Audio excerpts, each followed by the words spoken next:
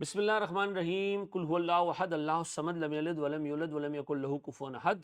बिस्मिल्लाहिर्रहमानिर्रहीम अल्लाहुम्मा सल्लि अला मुहम्मदिन व अला आलि मुहम्मदिन कमा सल्लैता अला इब्राहीम व अला आलि इब्राहीम इन्नका हमीदुम मजीद। अल्लाहुम्मा बारिक अला मुहम्मदिन व अला आलि मुहम्मदिन कमा बारकता अला इब्राहीम व अला आलि इब्राहीम इन्नका हमीदुम मजीद। सर अल्लाह का नाम लेकर और नबी अकरम सल्लल्लाहु अलैहि वसल्लम की ज़ात मुबारका पर दुरूद शरीफ पढ़कर हम अपने इस पर्टिकुलर सब्जेक्ट का आगाज़ कर रहे हैं, फाइनेंशियल रिपोर्टिंग 2 का। सर मैंने कॉम्प्रिहेंसिव प्रेजेंटेशन आपके लिए फॉर्म किया है। इस प्रेजेंटेशन में हम ये देखेंगे कि हमारे कोर्स में क्या क्या चीज़ें हैं, उनका वेटेज क्या है, रीसेंट पास्ट में इस सब्जेक्ट के रिजल्ट्स क्या रहे हैं, और सर कुछ एडवाइसेस जो डे 1 पे अगर हमारे जहन में बैठ जाएं तो इस सब्जेक्ट को पढ़ने में और इसको पास करने में काफ़ी आसानी रहेगी। ठीक है जी। सर हम इस पेपर को कितना टाइम देंगे, कितने टाइम में इसका कोर्स कंप्लीट होगा, कैसे पढ़ाऊंगा मैं इसको, हमारे पास प्रैक्टिस मटेरियल क्या होगा, सारी चीज़ों का जवाब इस प्रेजेंटेशन के थ्रू मैं आपको दे रहा हूं। आए जरा इस प्रेजेंटेशन को हम शुरू करते हैं अल्लाह का नाम लेकर। सर सबसे पहले तो इस सब्जेक्ट के बारे में दो तीन चीज़ें सर। देखें ये सब्जेक्ट जो है ना वो फाइनेंशियल अकाउंटिंग एंड रिपोर्टिंग है। जो एंड रिपोर्टिंग है, रिपोर्टिंग का मतलब ये कि आपने इस पूरे पेपर में सिर्फ स्टैंडर्ड और अकाउंटिंग स्टैंडर्ड्स देखने और उनके डिस्क्लोजर्स, उनकी अकाउंटिंग, ये दोनों चीज़ें देखनी है। अकाउंटिंग भी देखनी है और रिपोर्टिंग यानी उनके डिस्क्लोजर रिक्वायरमेंट्स भी आपने देखनी है। ठीक है जी। थर्ड पेपर है सर इस सब्जेक्ट का। थर्ड पेपर का मतलब ये कि सर इससे पहले मैं इंट्रोडक्शन टू अकाउंटिंग का पेपर भी पास कर चुका हूँ, FAR 1 का पेपर भी पास कर चुका हूँ। ठीक है जी। और उसके बाद मैं FAR 2 पढ़ने आ रहा हूँ। सर इसी स्टेज पे मैं एक बात क्लियर कर देता हूं कि जिस बच्चे ने FAR 1 अभी तक नहीं पढ़ा, मैं पास करने की बात नहीं कर रहा हूं, FAR 1 नहीं पढ़ा, उसको इस सब्जेक्ट को पढ़ते हुए थोड़ी मुश्किलात का सामना करना पड़ेगा। FAR 1 में अगर उसने पीपी तरह रीजनेबल हद तक पढ़ लिया है, जरा दो तीन स्टैंडर्ड्स देख लिया इन्वेस्टमेंट प्रॉपर्टी टाइप के, तो वो आराम से इस सब्जेक्ट को कोप कर लेगा, कोप अप कर लेगा, क्योंकि इस सब्जेक्ट के अंदर जो स्टैंडर्ड्स हैं उनका डायरेक्ट रेफरेंस FAR 1 से नहीं है। लेकिन चूंकि एक बंदे ने अकाउंटिंग स्टैंडर्ड FAR 1 में पढ़ लिए होते हैं तो उसको स्टैंडर्ड्स का मिजाज पता होता है कि जी स्टैंडर्ड के अंदर किस तरीके से चीजें होती हैं, कॉन्सेप्ट्स होते हैं, रिकग्निशन क्राइटेरिया होता है, मेजरमेंट होती है, इस तरह की चीजें होती है, तो उसको एक आइडिया होता है। तो FAR 1 अगर किसी ने पढ़ा हुआ है तो वो ज्यादा अच्छी पोजीशन में होगा इस सब्जेक्ट को पढ़ने के लिए। अगर किसी ने नहीं पढ़ा और वो FAR 1 FAR 2 साथ दे रहा है, एडवाइजेबल है कि वो पहले FAR 1 का पेपर दे दे, उसके बाद फिर FAR 2 पढ़ना है। सर ये पेपर हाईली टेक्निकल है। देखिए एक चीज होती है पेपर में नंबर ऑफ टॉपिक्स ज्यादा हो, एक चीज होती है पेपर में नंबर ऑफ टॉपिक्स भले कम हो या मॉडरेट हो, लेकिन उन टॉपिक्स की कॉम्प्लेक्सिटी और टेक्निकलिटी ज्यादा हो। तो याद रखिएगा सर, जब FAR 1 आप पढ़ते हो ना, अब आप FAR 2 पे आ रहे हो, तो ये एक बहुत बड़ा जंप है।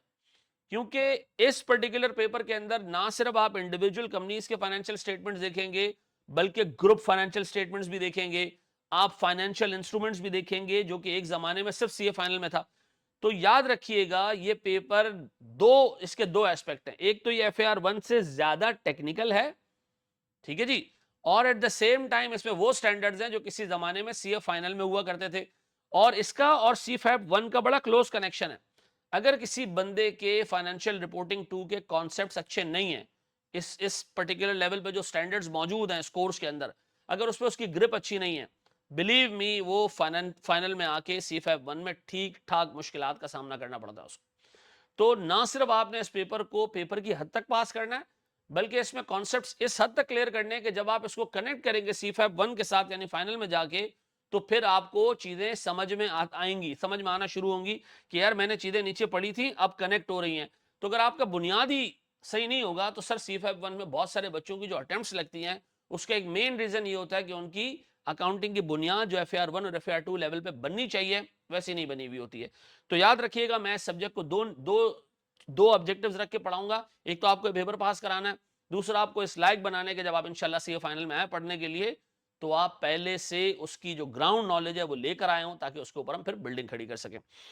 सर ये सबसे पहला पेपर है, यानी जब ICAP के पेपर स्टार्ट होते हैं, जिस जिस वक्त मैं प्रेजेंटेशन रिकॉर्ड करा रहा हूं, उस वक्त जो टाइम टेबल मौजूद है ICAP की वेबसाइट के ऊपर और अप्लाई हो रहा है, FAR 2 पहला पेपर होता है सर जो बच्चे दे के आते हैं।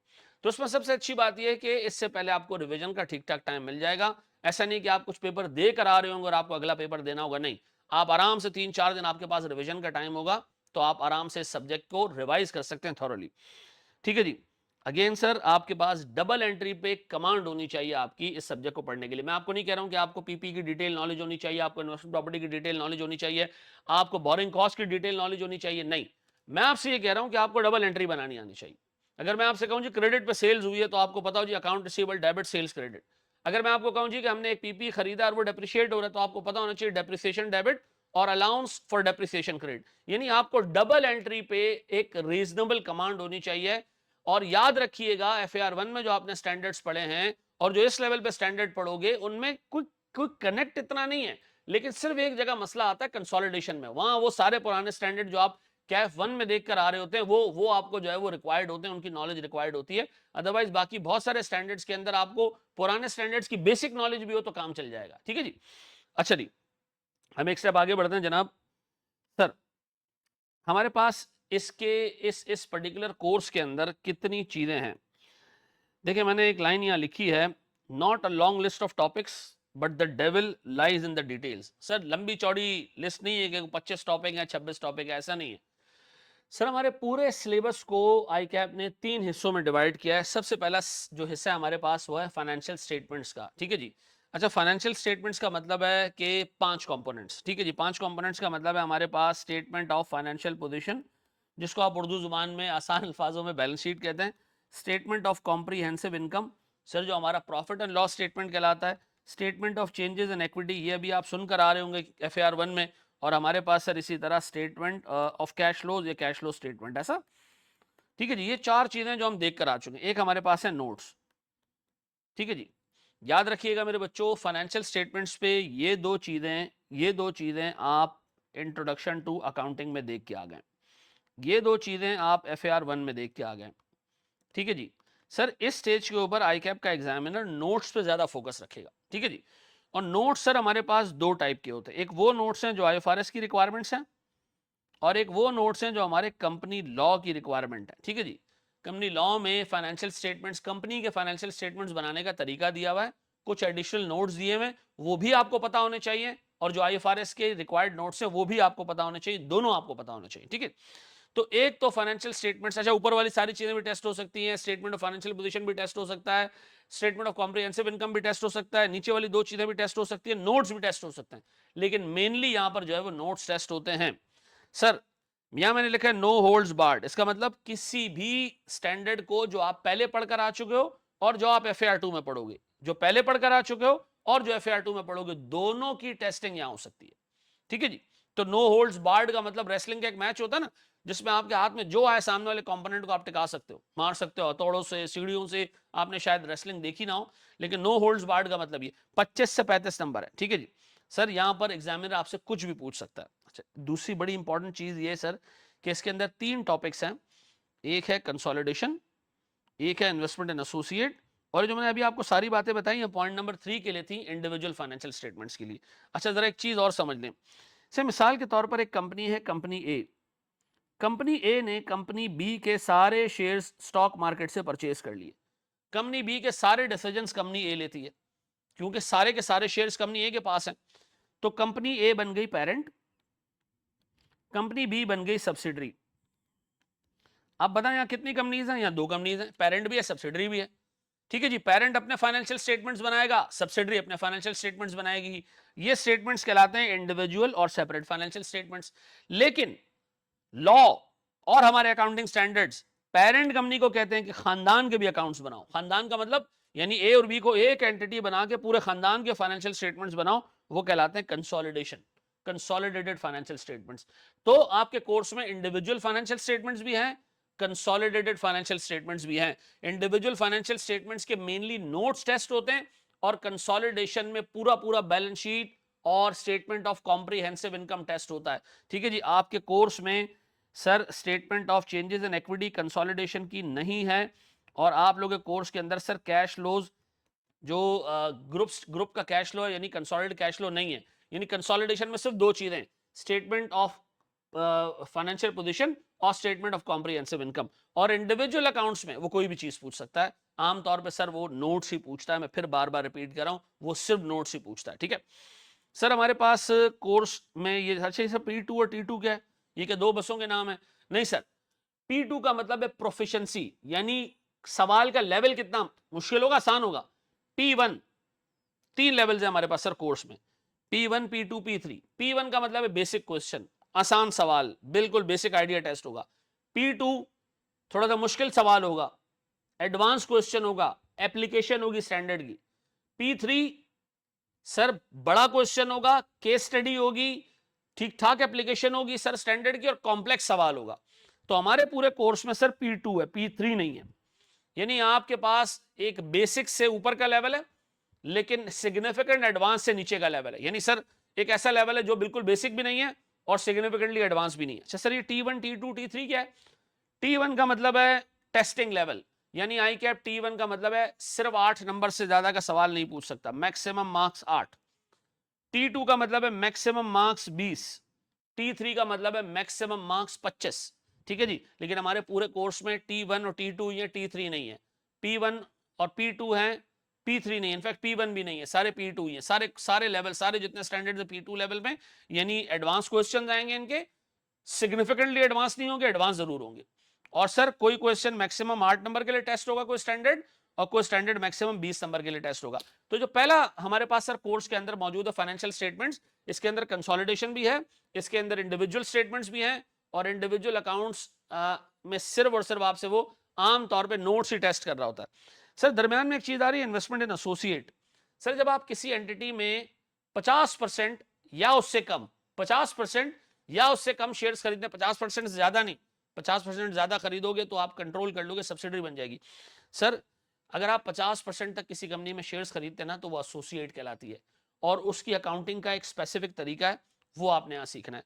तो सर आपने यहाँ कंसोलिडेटेड अकाउंट्स भी देखने, आपने सर यहाँ पर इन्वेस्टमेंट एंड एसोसिएट भी देखनी है, और आपने यहाँ पर इंडिविजुअल कंपनी के फाइनेंशियल स्टेटमेंट्स भी देखने हैं। सर ये आपको अभी समझ नहीं आ रहा होगा कि कोर्स के अंदर है क्या, लेकिन ये टॉपिक और ये मार्क्स और ये सारी चीजें आपने सामने रखनी है, ताकि जब हम कोर्स कंप्लीट कर रहे हो तो आपको आइडिया हो कि बड़े बड़े टॉपिक्स और छोटे छोटे टॉपिक्स कौन से हैं, और हम अब तक कितना कोर्स कंप्लीट कर चुके हैं। डन। सर ये 25 से 35 नंबर के लिए सिर्फ 3 चीजें। सर हमारे पास दूसरा हिसाब किताब, सर कहां गया,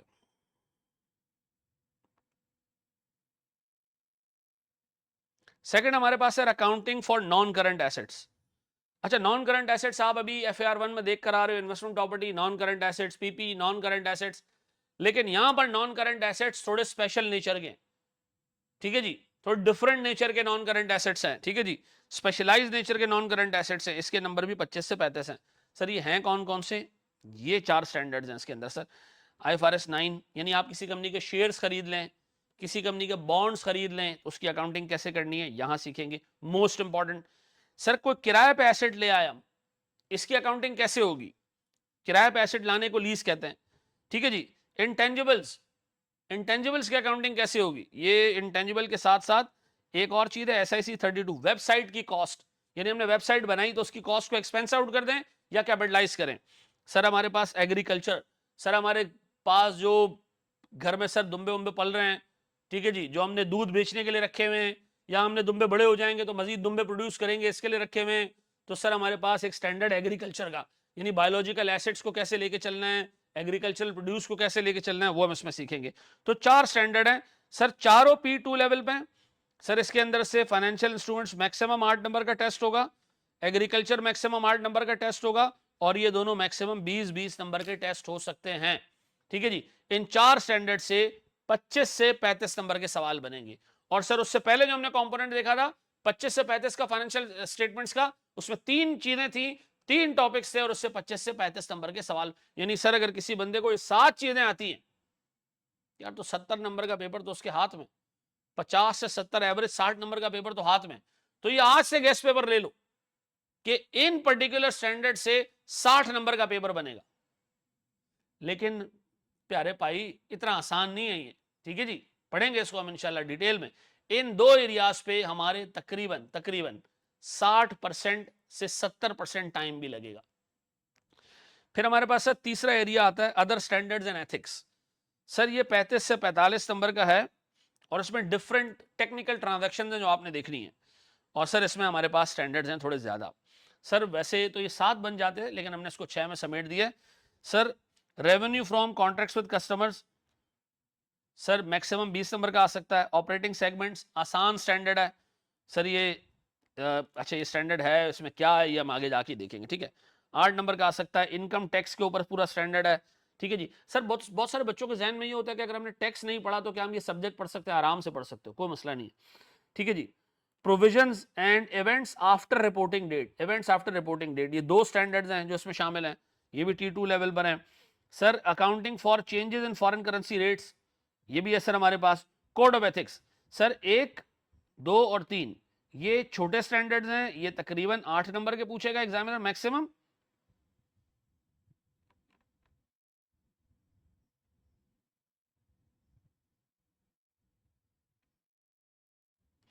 ठीक है जी। और सर हमारे पास ये 3 जो एरिया हैं T2 और T2 ये 20-20 नंबर के टेस्ट हो सकते हैं। तो टोटल सर हमारे पास 3, 4, 7 और 6 13 टॉपिक्स हैं। 13 टॉपिक्स हैं सर आपके पूरे कोर्स में, और इन 13 टॉपिक्स में से 9 सवाल आने। खुद अपना अंदाजा लगा लो कि कोई भी बंदा आज FAR2 का गैस बना ले, ठीक है जी, और उसमें डाल दे 10 टॉपिक्स, 7 तो उसमें से लाजमी टेस्ट हो जाए। कोई गैस पेपर बनाना बड़ी बात नहीं है इस चीज की, ठीक है जी। चलिए जी एक स्टेप हम और आगे बढ़ते हैं जनाब। सर कुछ चीज़ें जो मैं आपसे डिस्कस करना चाह रहा हूँ सर FAR2 के मुतालिक, ये 4-5 चीज़ें अल्लाह के वास्ते इसको ज़रा तरीके और तमीज़ से देखना है। सर बहुत सारा बच्चा मार्जिनस पे आके फेल होता है। ये चीज़ डिस्कस करने से पहले ना मैं आपसे ज़रा पास रिजल्ट्स डिस्कस करना चाहता हूँ, और इन रिजल्ट्स में कुछ स्टैट्स ऐसे हैं जो मैंने ICAP के एग्जामिनर कमेंट से निकाले। हाँ ज़रा देखें ज़रा जनाब, हमारे पास कुछ स्टैट्स इस तरह के हैं। सर हमारे पास सितंबर 19, मार्च 20, सितंबर 20 इनमें पास होने वालों की परसेंटेज ये है। ये हाईएस्ट मार्क्स हैं जो बच्चे ने लिए, और सर ये वो लोग हैं जो 10 नंबर से 10 नंबर कम से फेल हुए। सारा डाटा ICAP की एग्जामिनर कमेंट्स में मौजूद है, ठीक है जी। ये तक एग्जामिनर कमेंट्स में बताता है कि कितने परसेंट लोग पास हुए, ठीक है जी, कितने हाईएस्ट मार्क्स आए, और हमारे पास सर कितने ऐसे बच्चे थे जो मार्जिनली 10 नंबर के डिफरेंस में फेल हुए। आप सितंबर 19 में देखें 50% लोग पास हुए, 94 हाईएस्ट मार्क्स हैं। अगर आप देखते जाएं सर तो इस पूरे का अगर मैं एवरेज देखूं ना तो इसका रिजल्ट FAR1 के मुकाबले में बहुत अच्छा है सर। तकरीबन 30 से 35% लोग पास हो जाते हैं। FAR1 के मुकाबले में बहुत अच्छा रिजल्ट है सर। ये एक नंबर है 97, FAR2 97 marks, next to impossible. कैसे आ गया मार्क्स है 97? क्या उस बच्चे ने, मतलब सारी चीजें बिल्कुल सही, ये ARTD का गोल्ड मेडल है ये 97 नंबर जिस बच्चे ने लिए उसका नाम है मुजम्मिल, ठीक है। 97 मार्क्स, गोल्ड मेडल ARTD का सर, स्टूडेंट था हमारा ये। उसने जब 97 मार्क्स लिए, मैंने उससे पूछा, मैंने कहा क्या तू ऐसा पर्चा करके आया था कि उसमें एक जगह भी मिस्टेक नहीं थी? उसने कहा नहीं सर, गलतियां तो हुई होंगी। तो फिर क्या मसला है सर, फिर ये 97 कैसे आए? देखिए याद रखिएगा ICAP जब FAR1 FAR2 का पेपर बनाता है और FFR का, ये एक स्टैब्लिश फैक्ट है। तो इंटरनेशनल बॉडीज जिस तरह करती हैं, एक सवाल है उसके 25 नंबर है मैक्सिमम, लेकिन उसके अंदर अवेलेबल मार्क्स होते हैं 28। कितने, मिसाल दे रहा हूं, 28 मार्क्स होते हैं। तो उससे होता क्या कि एक बंदे ने सर अगर 2-2.5 गलती भी कर दी तो उसको तब भी 25 में से 25 मिल जाते हैं। तो आमतौर पर सर 100 नंबर के पेपर की जगह पेपर तकरीबन 115 मार्क्स के करीब का होता है, ठीक है जी। 115 मार्क्स के करीब 15 नंबर एक्स्ट्रा मौजूद होते हैं पेपर में। इसके बावजूद मनुष 50 नंबर नहीं ले पाते, और ये वो लोग हैं जो मार्जिन से फेल हुए हैं, मार्जिन से 10 नंबर के अंदर फेल हो गए। 19% लोग ऐसे थे जो 40 प्लस पे फेल हुए, और आप ये अटेम्प्ट देखें 25% लोग ऐसे हैं जो मार्जिन पे फेल हुए। इसका रीजन सेलेक्टिव तैयारी करके जाना। ये टॉपिक इंपॉर्टेंट है, ये कर लेता हूं, ये नहीं आता, ये आता है, ये इतने मार्क्स का आता है, पास पेपर से कर लेंगे। आप यकीन करें FAR1 FAR2 के आप पेपर्स उठाएं पिछले 6 आपको हर अटेम्प्ट का पेपर इंतहाई यूनिक लगेगा। आप उसको पिछले अटेम्प्ट से कंपेयर करें, पिछले सालों से कंपेयर करें, पिछले क्वेश्चन से कंपेयर करें, आपको नजर आएगा कि यार एग्जामिनर ने बैठ के थॉरोली इसको देखा है और एक जबरदस्त किस्म का सवाल निकाल के पूछा।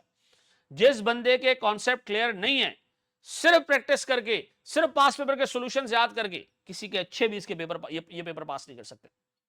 ये मैं आपको आज बता रहा हूं। कि अल्लाह के वास्ते यहाँ कॉन्सेप्ट बिल्कुल क्लियर रखना, क्योंकि एग्जाम में सवाल बनाने का एग्जामिनर को यूनिक तरीका आता है। वो कभी एक तरह सवाल बनाता है, कभी दूसरे तरह बनाता है, कभी तीसरे तरह बनाता है। यार अभी आप उठा के देखें FAR 1 में उस बंदे ने आपसे रेशोज भी पूछ लिया और IAS 8 भी उसमें डाल दिया। कोई सोच सकता है कि रेशो के क्वेश्चन में IAS 8 का क्वेश्चन आ जाएगा? सोच सकता है कोई? तो सर याद रखिएगा, आपको एग्जामिनर इसी तरह सरप्राइज करेगा। आपने अपने कॉन्सेप्ट क्लियर रखने मेरे बच्चों, ठीक है। ये सारी चीजें आपके सामने। मेन आउटकम जो है 30 से 35% रिजल्ट है। दूसरी बात 100 नंबर प्लस के ऊपर टेस्टिंग होती है।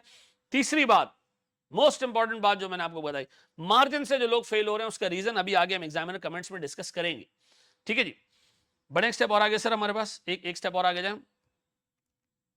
चलिए जी, एक स्टेप हम और आगे बढ़ते हैं और हम देखते हैं जनाब हमारे पास फेल होने के क्या रीजंस हैं। कुछ रीजंस ऐसे हैं जो एग्जामिनर हमें बता रहा है, और कुछ रीजंस ऐसे हैं जो क्लासरूम से जब मैं पढ़ाता हूं सर तो मेरी ऑब्जर्वेशन है। दोनों को देख लेते हैं सर।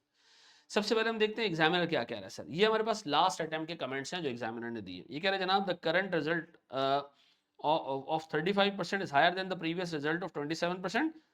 सर पिछले 3 सेशन से वो कह रहे हैं रिजल्ट्स कंसिस्टेंट हैं, 27, 28, 30 के आसपास ही है। The element of selective study, पहला बड़ा मसला कि लोग जो है वो कुछ स्टैंडर्ड्स ऑल टुगेदर इतने हल्के रख के जाते हैं कि यार इस पे सवाल नहीं आएगा, इस पे इतने टाइम पहले सवाल आया, इस पे सवाल 8 नंबर का आता है, करके जाएं तो क्या। सर मैं आपको फिर बता दूं, 13 टॉपिक्स है टोटल, मैक्सिमम 13 को आप 14 भी कर सकते हो, 14 टोटल टॉपिक्स हैं, इसमें भी सिलेक्टिव स्टडी करके जाओगे यार, ठीक है जी। पहले तो उसने कहा selective study was evident from the fact that examinees secure a maximum of 1 mark a number of examinees, एक नंबर लिया लोगों ने क्वेश्चन 3, 4, 5 और 8 में। ये वो 5 सवाल थे जिसमें मेजॉरिटी अच्छे खासे लोगों ने, मेजॉरिटी नहीं कहूंगा, अच्छे खासे एग्जामिनीज ने एक नंबर लिया है। आप अंदाजा लगा लो कि कहां खड़े हैं, ठीक है जी। And numerous other examinees secured full marks, और कुछ ऐसे भी मुजाहिद थे जो पूरे पूरे नंबर ले गए। इसका मतलब वो पढ़ कर आए थे, इसका मतलब है जो नहीं पढ़ कर आया उसको एक नंबर मिला, ठीक है जी। इसका मतलब ये है कि सर आप एक रेंज देखेंगे, ये ऑनलाइन का चक्कर आने के बाद ना बहुत सारे लोगों के अंदर एक पॉजिटिव, बहुत पॉजिटिव साइन भी है, एक नेगेटिव साइन ये है कि लोग चीज़ों को पाइल अप होने देते हैं, ठीक है जी। और सर लेकिन फ़ायदा ये बहुत बड़ा है कि यार आखिर में आपको टीचर के तरले नहीं करना पड़ते हैं, सारी चीज़ें आपके पास मौजूद होती हैं, आप आराम से चीज़ें देख सकते हैं, ठीक है, और आपका टाइम भी वेस्ट नहीं होता। फिर many examinees secured 80s marks in 80s and highest was 93। Sir 93 number किसने लिया होगा सर? सीधी सी बात है, 100 नंबर से ऊपर अवेलेबल है। Examinees generally secured good marks in 2 to 3 questions but fail to obtain reasonable marks in remaining question. Lack of practice, उसने कहा एक तो बगैर स्टडी जो है वो सेलेक्टिव करते हैं, ठीक है जी। फिर उसके बाद सर प्रैक्टिस भी उनकी जो है ना वो अप टू द मार्क नहीं होती, कॉन्सेप्ट पूरे क्लियर होते हैं, और पूरे पूरे ऐसे भी मुझे एक मुजाहिद मिला लास्ट अटेम्प्ट में, उसने कहा सर मैंने कंसोलिडेशन के 4 सवाल किए, खुदा का खौफ करो 25 मार्क्स का एरिया। तो सर प्रैक्टिस आपने दबा के करनी, ठीक ठाक प्रैक्टिस करनी।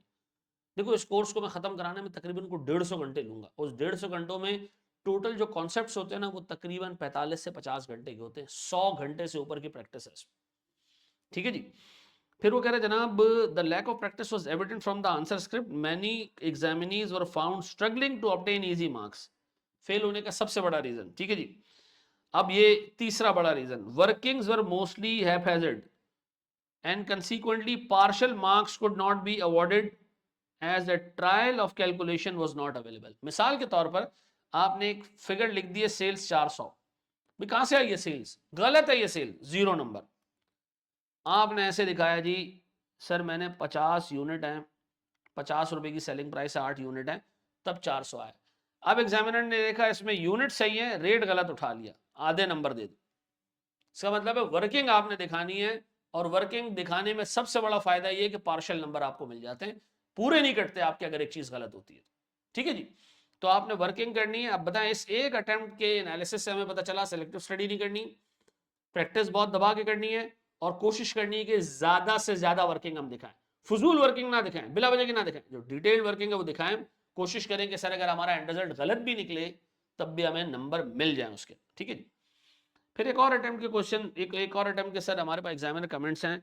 ये कह रहे हैं the overall result of 27% is significantly lower than the previous session, ठीक है जी। एक अटेम्प्ट में 46% आया, फिर 27 पे हम चले गए। The low result was mainly due to lower than expected performance in question 2, 3 and 5। वही सेलेक्टिव स्टडी, ठीक है जी।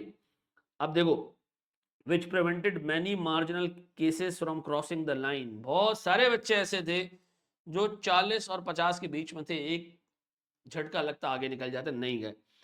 इन question 2 and 3, in question 2 and 3 about 1/4 यानी 25% एग्जामिनीज ने कोई नंबर नहीं लिया। अमेजिंग। यानी पेपर के 2 सवाल ऐसे थे जिसमें 25% एग्जामिनीज ने कोई नंबर ही नहीं लिया। आप अंदाजा लगा ले किस ग्रेड की सिलेक्टिव स्टडी की होगी लोगों ने, ठीक है जी। और यकीन करें आप हंस रहे होंगे, लेकिन मैं आपको बताऊं आप भी इसी विशेष सर्कल में फंसेंगे जाके। आपको शुरू से चीजें लेके चलनी है, ठीक है। फिर वो कह रहे जनाब, poor performance in these questions was mainly because it is examined in a very different way, or these areas of syllabus was not studied on the assumption that these topic could not be examined. Inna lillahi wa inna ilaihi raji'un। यही बात होगी खत्म।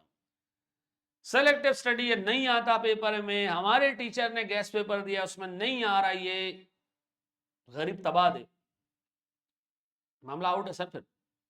और again पास paper मैंने कर लिए sir, मुझे समझ आया नहीं आया, मैंने रट्टा मार लिया, ये आएगा तो मैं यहां डालूंगा और वो आएगा तो मैं वहां डालूंगा और उससे ये निकलेगा और उससे नहीं। कॉन्सेप्ट क्लियर होंगे, प्रैक्टिस भी अच्छी की होगी, तो आप एक यूनिक क्वेश्चन अटेम्प्ट कर सकेंगे। मैं इस पर एक छोटी सी आपको चीज बताता हूं सर। एक दफा मैंने क्लास में बच्चों से पूछा, कॉस्टिंग का पूरा कोर्स कंप्लीट कराने के बाद कॉस्टिंग का, सो मैंने तकरीबन सर क्लास में कोई 200 प्लस क्वेश्चंस कराए थे, ठीक है। इन 200 क्वेश्चंस करवाने के बाद मैंने बच्चों से पूछा, हाँ भाई कितने क्वेश्चन किए हमने, आपने कितने क्वेश्चन किए? बच्चे ने कहा सर मैंने आपके साथ 200 क्वेश्चंस किए। मैंने कहा आपने कोई क्वेश्चन नहीं किया, जो क्वेश्चन तुम्हें तुम्हारा टीचर कराया वो तो टीचर ने कराया ना दोस्त, आपने खुद क्या किया? खुद तो नहीं पढ़ा आपने। इस पेपर को और आगे से जितने पर्चे पास करने का एक राज आपको आज बता रहा हूं, खुद से सवाल अटेम्प्ट करने की आदत डालो। गलत कर दो टांगे तोड़ दो सवाल की, लेकिन खुद से सवाल अटेम्प्ट जरूर करो।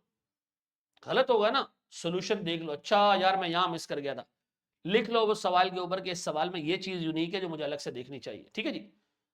लेकिन सवाल खुद से अटेम्प्ट करो, बगैर अटेम्प्ट किए काम नहीं बनेगा। अगर आपका टीचर आपको 2000 पास पेपर करा दे, 24,000 आपको सर किताब के सवाल करा दे, 60,000 आपको sir accountancy different accountancy bodies के सवाल करा दे, लेकिन आपने खुद से कोई सवाल नहीं उठाया, लिख लो आप में से यार, आप पेपर में जाके फंस जाओगे। बहुत मुश्किल है कि आप पर्चा पास करो। आज अपने दिमाग में डाल दो कि अगर 200 प्लस सवाल तुमने खुद किए, खोले सवाल और नहीं हुआ, पहला सवाल आपने खोला सिर्फ 20% सॉल्व हुआ, 80% आपने सोल्यूशन देख के किया, यकीन करो अगला सवाल करोगे वो 25% सॉल्व होगा, 75% सोल्यूशन से देखोगे, उसका अगला सवाल करोगे मे बी 30% सॉल्व हो जाए, उसका अगला सवाल करोगे मे बी 60% सॉल्व हो जाए। करते करते करते तुमने 60-70 की रेंज में आ जाना है, बस इसी पे हमारा पर्चा पास हो जाएगा। और ये कब आएगा? जब आप सवाल करोगे खुद से। नहीं करोगे, टीचर करवाया जा रहा है, आप सब देखे जा रहे हो, भूल जाओ मेरे बच्चों के आप ये पर्चा पास कर सकोगे, ठीक है। अच्छा फिर, despite of the poor result many examinees who secured marks in 80s and even as high as 90 marks. ऐसा भी मुजाहिद आया था इसमें जो 90 मार्क्स लेगा, और ऐसे भी जो है वो लड़ाका जो है वो थे, सिपाही थे जिन्होंने 80-80 नंबर लिए, और फिर कुछ ऐसे भी मनूस थे कि जिन्होंने एक नंबर भी नहीं लिया 2 सवालों में, ठीक है जी। तो वादा ये है कि सर हम सेलेक्टिव स्टडी नहीं करेंगे, वादा ये है कि हम प्रैक्टिस ठीक ठाक करेंगे, वादा ये है कि सर आपके साथ भी प्रैक्टिस करेंगे, खुद से भी प्रैक्टिस करेंगे। भले सर अगर हम खुद से प्रैक्टिस करें हमारा सवाल गलत होता है, गलत होता है, फिर गलत होता है, फिर गलत होता है, फिर गलत होता है, हम लगे रहेंगे और ये सही होने का परसेंटेज हमारा बढ़ता जाएगा, और इवेंचुअली इंशाल्लाह हम इस लायक हो जाएंगे कि हम आराम से इंशाल्लाह अपने एग्जाम के सवाल हैंडल कर लेंगे। इस हद तक हैंडल कर लेंगे कि 50-60%, 70%, कुछ सवाल 80% सही होंगे, कुछ 70% सही होंगे, सर हमें 50 चाहिए सर, निकल जाएंगे हम आराम से, ठीक है सर।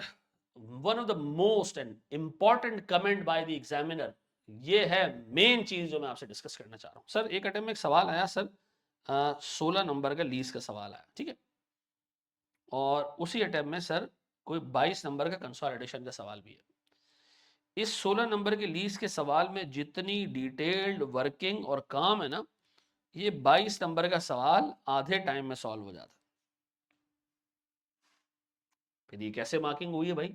16 नंबर के सवाल के लिए 5 पेज मेरे भर रहे हैं और 22 नंबर के सवाल मेरे 3 पेज पे सॉल्व हो रहा है। हाँ सर, क्योंकि ये टेक्निकल है और ये इतना टेक्निकल नहीं था। अब लोगों को एक खपत है कि जब तक एक सवाल को घर तक नहीं छोड़कर आए ना, मुकम्मल कंप्लीट ना कर दे, तोप से ना उड़ा दें, अगले सवाल पे नहीं जाते। इससे होता क्या है कि एक सवाल पे सर अगर आपने मिसाल के तौर पर 30 मिनट देने थे, आपने लगा दिए सर उस पर 45 मिनट। अब मसला ये कि सर जहाँ स्कोरिंग हो सकती है, अब वहाँ आपके पास टाइम नहीं बचेगा। मैं आपको फिर बता दूं, एक सवाल आप 95% सही कर लें, 90% सही कर लें ना, आपको 100% मार्क्स मिल जाएंगे। आखिरी की चीज़ों के करने के कोई खातिर ख्वाह नंबर नहीं होते। क्यों? क्योंकि मैंने अभी आपको बताया कि 100 नंबर का पर्चा नहीं होता, पर्चा 115 नंबर तक का होता है। क्योंकि दुनिया भर की अकाउंटेंसी बॉडी इसी तरह पेपर बनाते हैं। I cap will not be an exception. Accounting के पेपर की बात कर रहा हूँ, ठीक है जी। तो सर एक सवाल पे जो ड्यू टाइम देना है दें, और उसके बाद आप आगे मूव कर जाएं। आप उसमें फंसे ना रहें कि मैं कैश फ्लो टाई करके जाऊंगा, इंशाल्लाह ताला जो है वो सारी चीजें मैं ऐसी रखूंगा कि बिल्कुल बेहतरीन हो। नहीं, मूव कर जाएंगे। It was observed that examinees spent a lot of time to complete answers, especially question based on consolidation. मिसाल दे रही है. Resultantly, they were not able to complete the paper within allotted time. Paper रह गया. Examinees are therefore strongly advised to switch to the next question after they have spent a reasonable time on a particular question. This practice will help them to attempt all question. मैं आज आपको बता दूं, आप FAR2 का सारा paper उठाएं sir, 20% उसके अंदर सही फिगर्स निकालने, 80% उसके अंदर गलत फिगर्स निकालें, लेकिन प्रोसीजर पूरा करें। मैं आज आपको बताऊं, पास हो जाओगे। भले आपकी 80% फिगर्स गलत हो लेकिन प्रोसीजर सही हो, आप पास हो जाओगे। मसला ये अटेम्प्ट ही नहीं कर पाते ना। आप तो लग गए जी कंसोलिडेशन को टाई करने में, बैलेंस करने में। नहीं तो सर, हमारे इस पूरे एग्जामिनेशन का जो कमेंट्स हमने पढ़े, इसमें हमारे आउटकम्स क्या हैं?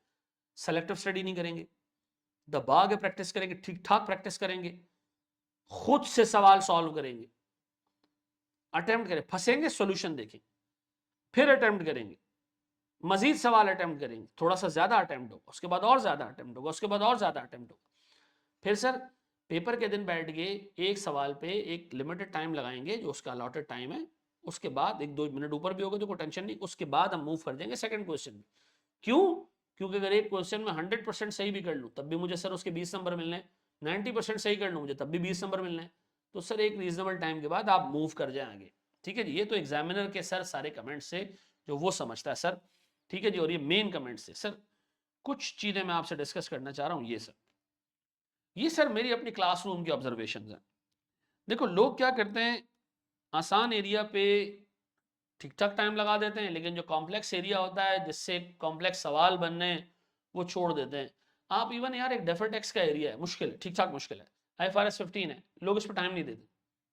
6-6, 5-5, 8-8 क्लासेस के अंदर, क्लास के अंदर स्टूडेंट भी निपटा देता है उसको, और सर वैसे भी निमट जाता है। मैं ये नहीं कहना चाह रहा कि टीचर्स इसको वो करते हैं, हर टीचर अपने हिसाब से अपनी मेहनत कर रहा होता है, लेकिन सर कुछ एरियाज होते हैं जिस पर बच्चे मेहनत नहीं करते, ठीक है जी। कॉम्प्लेक्स एरिया है, उसके ऊपर टाइम नहीं लगाएंगे, उस पर वक्त नहीं लगाएंगे, उसको समझेंगे नहीं, और ये सोचेंगे यार ये मैक्सिमम आ भी गया तो 15 मार्क्स का आएगा, आगे बढ़ जाते हैं। नहीं, मैं आपको आज बता रहा हूँ सर, आप इस तरह करते करते करते करते कोई 20-25 नंबर 30 नंबर अगर आपने ऐसे कर लिए ना, तो फिर आपके पास कॉरिडोर बचेगा सिर्फ 70 मार्क्स का, उसमें से आपने 50 निकालने होंगे, मुश्किल हो जाएगा बहुत। तो आपने सर मेरे साथ सारे कॉम्प्लेक्स एरियाज पे टाइम लगाना है। फिर कोई परफेक्ट रेफरेंस बुक नहीं है सर इसकी, लेकिन सर मेरी है, मैं अपनी मेरी है का क्या मतलब सर, मैं अपनी किताब आपको दूंगा, लेकिन having said this, I cap की किताब जो बंदा नहीं देखेगा वो कंफर्म फेल होगा। आपने एक तो मेरी किताब साथ में रखनी है, एक आपने आई कैप की किताब सामने रखनी है। आई कैप की किताब हम देखेंगे कोर्स कंप्लीशन के लिए कि कोई चीज हमसे मिस ना हो, जो चीज जो टॉपिक आई कैप की किताब में लिखे एटलीस्ट वो सारे हमने खत्म करने, ठीक है जी। पास पेपर ट्रैप, आप लास्ट अटेम्प्ट का FAR2 का पेपर उठाएं, उससे पिछले अटेम्प्ट का FAR2 का पेपर उठाएं, और ये 2 पेपर उठाएं, मुझे बताएं इससे पहले आज तक ऐसे सवाल कहां आए। आप FAR1 का पेपर उठा लो तो सिर्फ पास पेपर्स नहीं करने, अहमद रजा के अपने बनाए हुए सवालात भी करने हैं, जो वो आपके लिए ठीक ठाक मेहनत करके बनाएगा, आपने लास्ट टाइम देखा मैंने आपके लिए मॉक बनाया, अपना पास पेपर नहीं उठाया, फिर उसका वीडियो सोल्यूशन भी बनाया। तो मैं हर रोज आपको एक सवाल दिया करूंगा उस टॉपिक का होमवर्क के लिए, जो थोड़ा सा टेक्निकल होगा, जो थोड़ा सा वखरा टाइप का होगा, और ये मेरी सबसे बड़ी यूएसपी होगी इस सब्जेक्ट के लिए। ठीक है जी, अल्लाह के वास्ते रट्टा नहीं मारना कि पहले ये निकालेंगे फिर ये निकालेंगे फिर ये निकालेंगे। भाई ये 5 स्टेप्स ही तो हैं। अगर आपने सॉल्यूशन के स्टैंडर्ड स्टेप्स बना लिए तो फिर आप गए सर। बहुत सारे सवालों में एग्जामिनर सवाल कंसोलिडेशन का आता है, पहले नेट एसेट्स की वर्किंग बनती है, गुडविल की वर्किंग बनती है, नेट नॉन सॉरी एनसीआई की वर्किंग बनती है, नॉन कंट्रोलिंग इंटरेस्ट की सर 4 वर्किंग बनती है, बैलेंस शीट बन जाती है। एक अटेम्प्ट में एग्जामिनर ने ट्रायल बैलेंस दे दिया, मतलब बनाओ शाबाश वर्किंग। ठीक है जी, एक अटेम्प्ट में एग्जामिनर ने डाटा दे दिया, उसने कहा मुझे वर्किंग नहीं चाहिए, मुझे सिर्फ कुछ नंबर्स चाहिए, वो निकाल के दे दो। ठीक है जी, तो अल्लाह के वास्ते आप कॉन्सेप्ट क्लियर रखना, सवालों में यूनिकनेस होगी, आपको सवाल बहुत यूनिक मिलेंगे। मैं आपको आज बता दूं, जितनी डिटेल में और जितने कॉम्प्रिहेंसिव तरीके से मैं सब्जेक्ट को पढ़ाऊंगा, आप ढूंढ नहीं सकते सर इस तरह की चीजें। ठीक है जी, क्योंकि मैं ये फाइनल पढ़ा रहा हूं काफी टाइम से। फिर हमारे पास सर हमारा पास रिजल्ट्स हो गए, कमेंट्स हमने देख लिए। ठीक है जी, फिर सर कॉन्सेप्ट्स आपने क्लियर करनी है, प्रैक्टिस करनी है, कांस्टेंट रिवीजन करना है, और इंशाल्लाह ताला अल्लाह ताला हमें रास्ता दिखाएगा। ये थी सर हमारी इस पर्टिकुलर सब्जेक्ट के ऊपर एक मुकम्मल प्रेजेंटेशन। हम अपना पहला टॉपिक स्टार्ट करने जा रहे हैं, और सर हमारा पहला टॉपिक होगा IAS 21। मैं इस पर्टिकुलर कोर्स को सर 120 क्लासेस के अंदर ख़त्म करूंगा, 100 to 120। ये 20 क्लासेस का मार्जिन इसलिए कि जैसे जैसे मैं आपके साथ चलता जाऊंगा, मुझे भी पता चलता जाएगा कि आप कितने गहराई में काम कर रहे हो। ठीक है जी, आप कितनी डेप्थ है आपकी, उस हिसाब से मैं डिसाइड करूंगा कि मुझे आपको कुछ टॉपिक्स पे ज़्यादा टाइम देना है या कुछ टॉपिक्स पे कम टाइम देना है। देखें आप ये याद रखिएगा, कोई स्टैंडर्ड आवर्स नहीं होते हैं कि एक टीचर जो है हर बैच 100 घंटे में पढ़ा रहा है, ये पॉसिबल नहीं है। क्यों? क्योंकि बाज़ औक़ात जब आप पढ़ाने जाते हो तो आपको बच्चा मिलता है बहुत तेज़ होता है, जल्दी कोर्स कंप्लीट हो जाता है। ठीक है जी, बाज़ औक़ात बच्चा बहुत तेज़ होता है, सवाल बहुत ज़्यादा करता है, देर से कोर्स कंप्लीट होता है। सर बाज़ औक़ात आपको बच्चे मिलते हैं जो थोड़े से स्लो होते हैं, ढीले होते हैं सर, आपको फिर उनके साथ इंडिविजुअली मेहनत करना पड़ती है। ठीक है जी, याद रखिएगा मेरे बच्चों, मैं अपने व्हाट्सएप के ग्रुप पे सुपर एक्टिव होऊंगा। जो आपका सवाल होगा विद इन 4 to 5 आवर्स आपको उसका जवाब मिल जाया करेगा, अनलेस कि मैं सो रहा हूँ। ठीक है जी, तो हम अपना पहला टॉपिक शुरू कर रहे हैं सर, और हमारे मैंने आपको बता दिया रेंज होगी अराउंड 100 से 120 क्लासेस के बीच में। ठीक है जी, हम अपना पहला टॉपिक मेरे बच्चों स्टार्ट करने जा रहे हैं IAS 21। अच्छा, क्लास का ड्यूरेशन कितना होगा? क्लास का ड्यूरेशन होगा सर 1 घंटे से लेके 1.25 घंटे तक। ठीक है जी, और ये 1 से 1.25 घंटे इफेक्टिव टाइम होगा। ठीक है जी, 1 से 1.25 घंटे इफेक्टिव टाइम होगा, मतलब कंटेंट टाइम होगा। ठीक है जी, तो इंशाल्लाह ताला सर मैं आपको इतना बता रहा हूं, मैं पूरी जान मारूंगा आपके साथ, और आपको जान मारने पर मजबूर भी करूंगा। लेकिन सर ये बातें करने के बावजूद पेपर आपने देना है, चीज़ें आपने चलानी है, इस गाड़ी का कंट्रोल आपके पास होगा। मैं आपको सिर्फ डायरेक्शन बताता जाऊंगा, इस गली में लेके जाना है, इस गली में लेके जाना है। आप गाड़ी बंद कर दो, मैं आपको कहीं नहीं लेके जा सकता।